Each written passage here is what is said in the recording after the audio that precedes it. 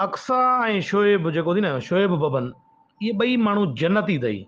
इहे ॿई अलाह कंदो जन्नत में, माना जो आला मक़ाम हूंदो शोएब बबन ऐं अक्सा जो ख़ासि करे हिन वीडियो में। हाणे हे शोएब हुनखे ॾिसी ख़ुशि थो थिए ऐं हूअ हुनखे ॾिसी तरस थी खाए। अहिड़े आहे शोएब बबन। यार बोना होके चांद कुछ होने की कोशिश कर रहा है आप। यो शोएब, ओ शोएब बबन, ॿ खणी आ हुआ तकड़ में त अक्सा ऐं मां पीऊं। हाणे तूं सुठो बि लॻे, असांखे पसंदि बि आहे, सम्झी न। अभी क्या है कि चाय पिला देना हमको।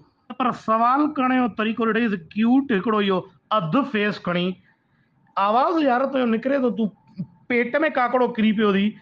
पोइ बि मां तव्हांखे कीअं लॻुमि, तूं यार असांखे वॾो भांचो थो लॻे कसम सां। हाणे नाराज़ न थी जाएं इस बात पे। हाणे मां हिकिड़ी ॻाल्हि ॿुधायां शोएब बबन, यार नाराज़ न थिजांइ।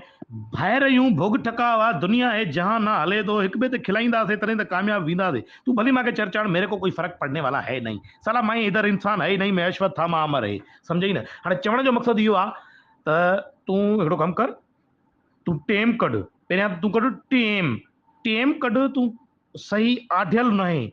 ये मुरादवाड़ में थी हिकिड़ो टूंटन भड़वनि जो इलाज कंदो थी, टूंटा भड़वा जेके हूंदा आहिनि न हथ हलो ॾींदा, उन्हनि ॾे तूं वञ, उनखां आडराए पहिरियां तूं पाण खे सही, सम्झे थो न।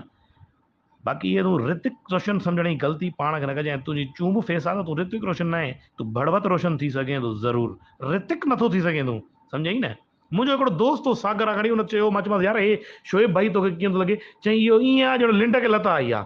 हाणे मूंखे तूं ॿुधाए, वरी तूं असांखां इहे सुवाल कर त मां तव्हांखे कीअं लॻुमि?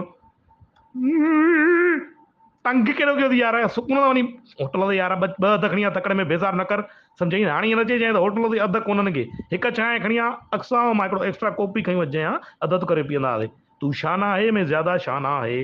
बाबा मां पाकिस्तानी गवर्नमेंट खे हिकिड़ी अपील करणु चाहियां थो, पाकिस्तानी गवर्नमेंट खे। बाबा इहो शोएब, तव्हां असां मूंखे नंढे लॻू तव्हां गवर्नमेंट वारनि पोलियो पीआरिया त मुंहिंजूं टंगां बिल्कुलु सही थी वियूं, वात सां मां पोलियो पीता।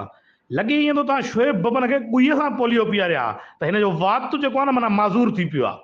अब इसका मैं क्या करे, ये तुम मेरे को बताओ, मेरा बच्चा आप लोगों ने खराब